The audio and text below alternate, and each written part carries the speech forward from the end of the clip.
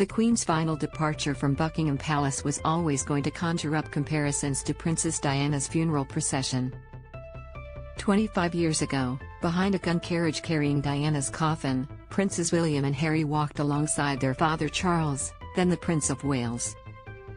Today, in moving scenes, grief drew all three together again. William and Harry were just boys in 1997. Today, as men, they accompanied their father, now a king. And though the palace might have wished otherwise, the eyes of the world could not help but watch the two brothers closely. Was there evidence of unity, or perhaps the rift which has driven the two apart in recent years? On a slow, 38-minute procession from Buckingham Palace to Westminster Hall, watched by millions worldwide, William and Harry walked stoically together, side by side. But in plain sight, too, were the consequences of Prince Harry and Meghan's acrimonious split from the royal family, and their public attacks on the firm since.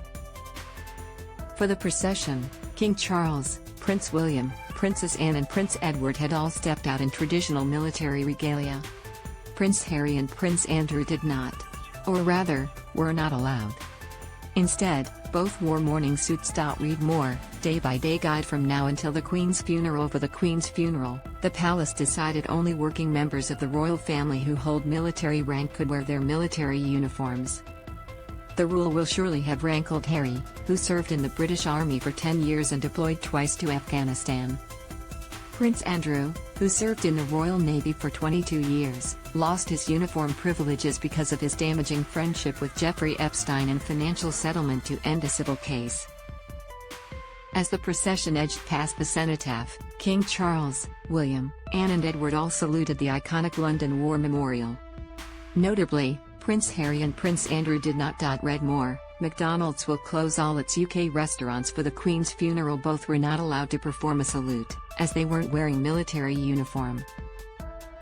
All they could do was bow their heads. Days earlier, crowds who had gathered outside Windsor Castle were surprised to see William, Catherine, Harry and Meghan suddenly together again.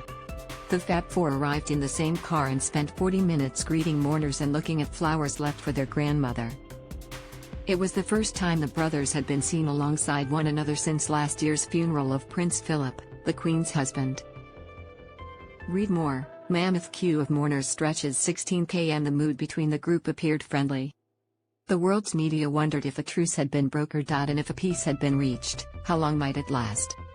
The answer to those questions will become clear over the coming months. Read more, why is Queen Elizabeth II's coffin lined with lead?